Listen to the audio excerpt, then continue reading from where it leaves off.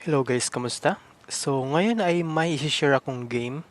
So, sa nakikita nyo, MU din to. So, ito yung Mega MU.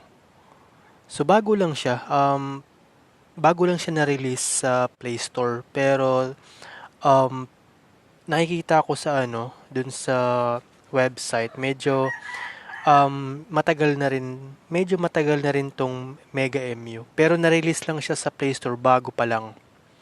So, kung makikita nyo, ano naman siya, konti pa yung mga tao. So guys, ang kagandahan lang dito sa game na to, sa MU na to, para siyang 360. Tsaka pwede rin siyang yung palakihin, yung i-zoom, yan tulad niyan. So pwede mo rin siyang ikutin. Hindi siya tulad nung nasa ibang MU mobile na hindi mo siya pwedeng ikutin. Ayan.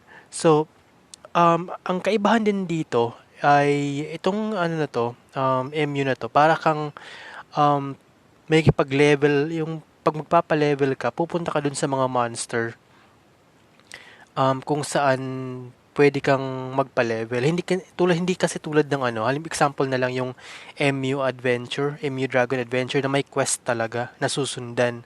Ito kasi wala. So dito talaga pupunta ka dun sa mga mapa. So pwede mo rin i-ganyan. So yan.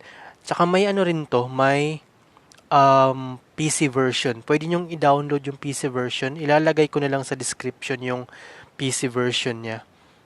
So, ayan yung mga player dito. Ayan. So, hindi ko alam kung anong ginagawa nila. Ayan. So, titingnan natin kung ano pa bang meron dito sa game na to. So, una, pupuntahan natin yung settings. So, ito yung settings niya. Ayan.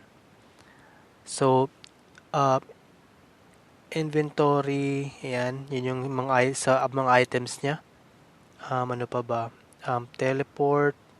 Sa teleport ito yung mga ayan, mapa. So wala pa siyang ngayon kasi low level naman tong character ko. Pero parang sa PC lang, ganyan din. So ano pa ba? Uh, Guild M coins. Ito M coins naman, ito yung ginagamit pag pag magdo-donate ka or magta-top up ka. May binibili kasi dito na gagamitan mo ng M coins. Ayan, tulad nito. So, pag may bibilin ka, M coins ang gamit dito. Tapos, market, search, rewards. Halos pareho naman to sa ibang MU. Pero tingnan natin yung nila, yung characters. So, ano bang meron dito sa characters nila? So, naglo-loading pa siya. So, hindi naman siya malag. So, ngayon, ito, nakikita nyo, Slayer yan, yung character na yan.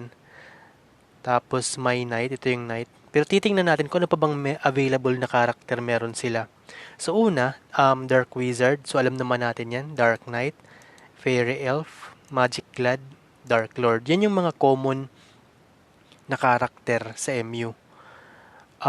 Lalo sa mobile.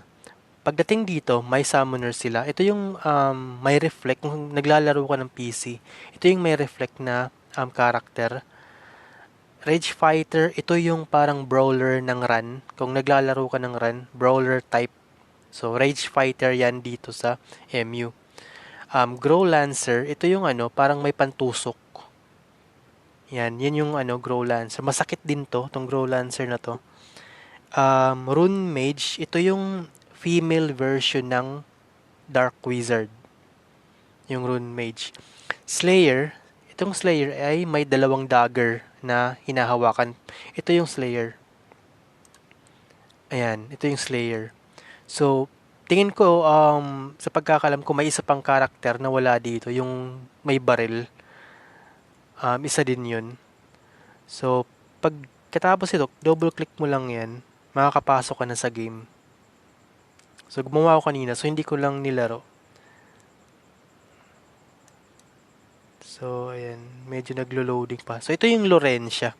So, ngayon hindi pa ako makapag-warp sa ibang mapa kasi nga low level pa. So, magpapa-level pa ako. Pupunta ako dun sa mga, kung mapapansin nyo, dun sa mga PC version, halimbawa pag level 20 ka, may specific na lugar kung saan ka talaga nagpapa-level kasi yun lang yung kaya mong patay na monster. So parang ganun din dito sa game na to. Tsaka isa pa, may similarity din to sa PC. Kung mapapansin nyo, yung may store. Ayan. So may store. Dun sa PC may ganyan din. Yung sa PC version. So may ganyan din. So ang ano lang kasi dito, karamihan sa mga naglalaro dito, tingin ko mga taga Brazil. Kasi wala pa akong nakikitang nagsasalita ng Tagalog dito. So karamihan dito, tingin ko Brazil to. Hindi ako sure pero parang Brazil to. So, eto. So bago pa lang siya sa Play Store, October 6, yan yung nakalagay na release date. So, kung gusto nyo i-try, so gusto ko lang naman to i-share. So, kung gusto nyo i-try, pwede nyo i-search to sa Google Play Store. Hindi mo na kailangan ng VPN kasi available naman to sa Play Store. So, guys, hanggang dito na lang. So, ito lang yung mga basic information sa game na to. So, kung gusto mong mag-explore, pwede ka mag-download at pwede mong laruin. So, hanggang dito na lang po at marami pong salamat.